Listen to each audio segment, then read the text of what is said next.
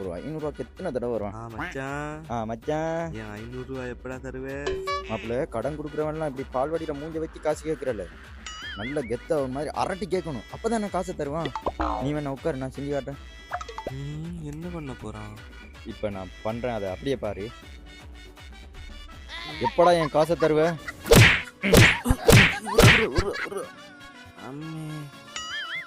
நான் தான் உனக்கு காசே தர தேவையில்லையடா.